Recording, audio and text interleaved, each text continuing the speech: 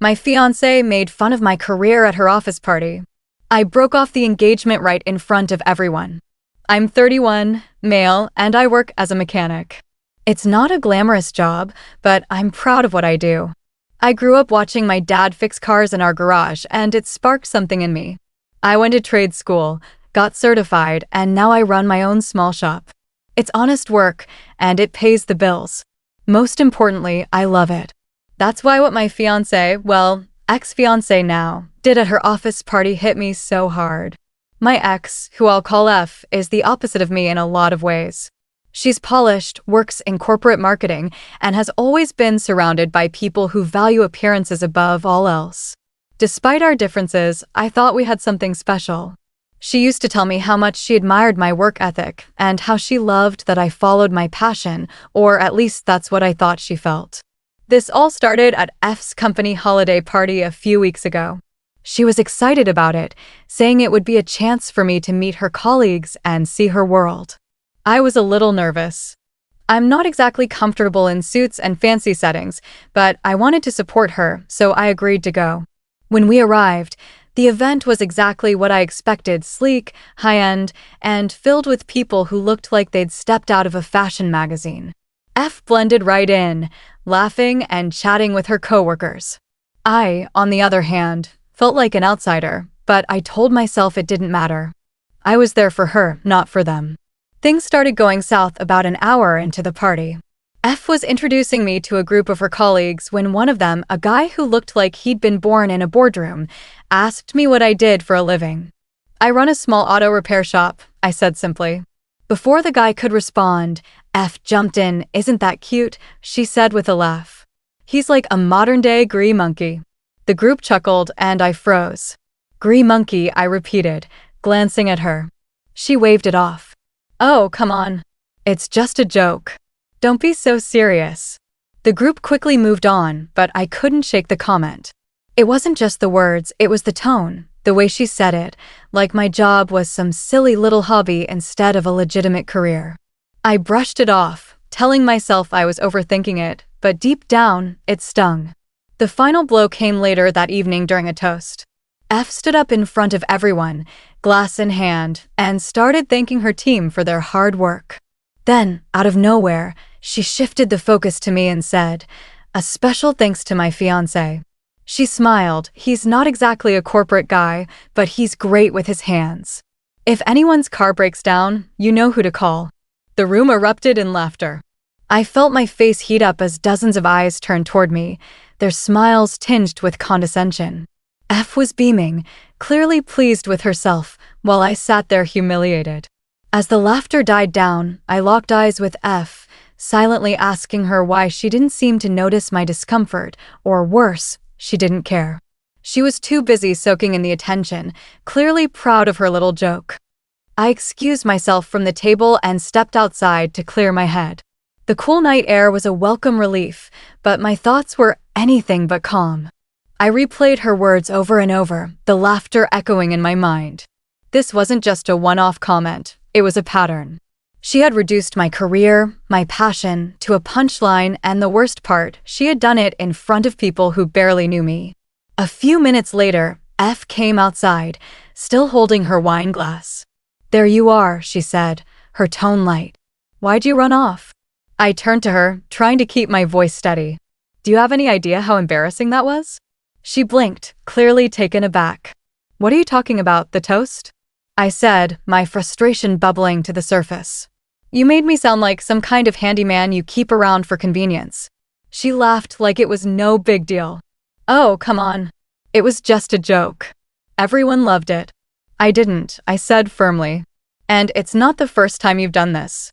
You've made comments like this before, but tonight you crossed a line." Her smile faded, replaced by a defensive glare. "You're overreacting." I was just trying to lighten the mood. By belittling me, I shot back.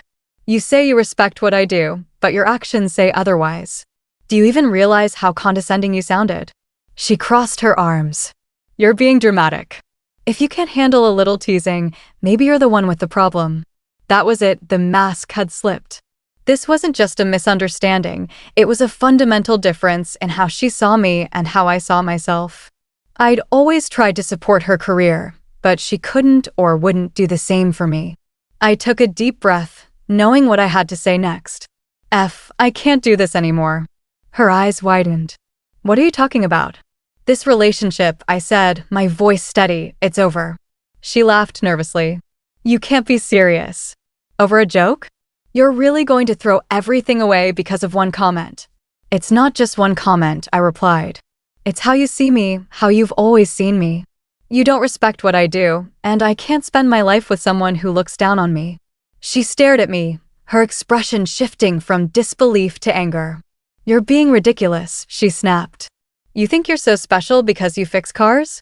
Newsflash, it's not that impressive. Her words cut deep, but they also solidified my decision. I took off the engagement ring and placed it in her hand. Good luck finding someone you actually respect, I said before walking back inside. As I walked back into the party, the weight on my chest began to lift. I knew ending the engagement in front of everyone would create a scene, but I didn't care. I deserved better than to be treated like a joke, especially by someone who claimed to love me. When I returned to the table, I calmly grabbed my coat and prepared to leave. Came rushing in behind me, clearly flustered. Wait, you're really going to make a spectacle out of this, she hissed, trying to keep her voice low. You did that all on your own, I replied, keeping my tone calm. Enjoy the rest of your party. The people around us were starting to notice the tension. I could see curious glances and whispered conversations, but I didn't stop. Grabbed my arm one last time, her voice desperate now. Please, let us talk about this. You're blowing everything out of proportion. I turned to her, meeting her eyes. I gave you chances to respect me, I supported you, celebrated your successes, and never belittled what you do. But you couldn't do the same for me.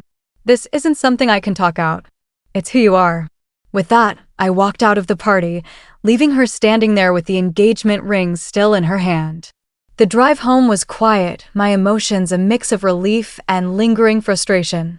I replayed the events of the night in my head, questioning whether I had made the right decision. But every time I thought about her comments, the dismissive way she spoke about my career, I knew I'd done what was best for me. Over the next few days, the fallout began. Mutual friends started calling and texting, asking what had happened. Apparently, had wasted no time spinning her version of the story. So insecure, she wrote in a group chat. I was joking and he couldn't handle it.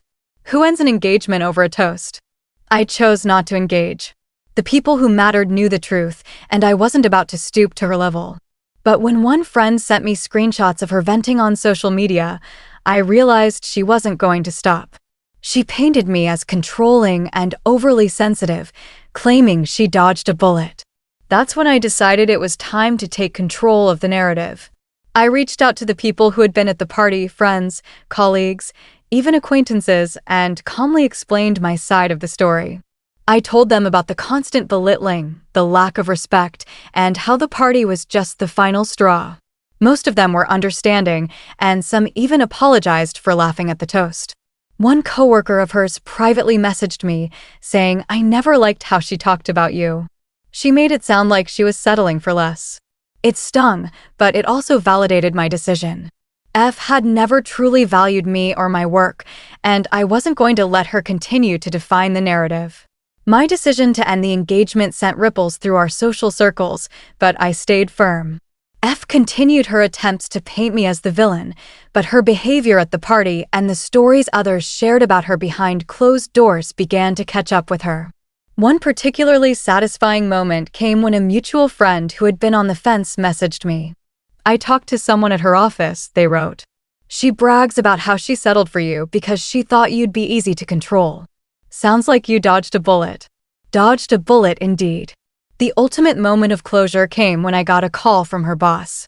Apparently, the gossip about the party had made its way back to management, and they were concerned about her professionalism. I didn't have to say much, just confirmed the facts about the toast and her subsequent behavior. The boss thanked me and said they would handle it internally. I don't know what happened next, but I heard through the grapevine that was passed over for a promotion she had been eyeing. Actions, after all, have consequences. With out of my life, I threw myself into work and the things I loved. I started taking on more complex projects at the shop, upgraded some of my tools, and even began teaching weekend classes for aspiring mechanics. It felt good to focus on something that brought me joy, free from judgment or condescension. As for the engagement ring, I sold it and used the money to treat myself to a much-needed vacation. It was my way of closing that chapter and moving forward. Looking back, I realized the breakup wasn't just about the toast. It was about what the toast revealed. F didn't see me as an equal. She saw me as someone to mock, to control, to use for her own ego. And that's not love. Love is about respect, partnership, and lifting each other up, not tearing each other down for a cheap laugh. So, if you're ever in a relationship where you feel belittled or undervalued, take this as your sign. You deserve better. Walk away, even if it's hard. And if you enjoyed this story of standing up for yourself, hit that subscribe button. The next tale might just inspire you to do the same. Stay.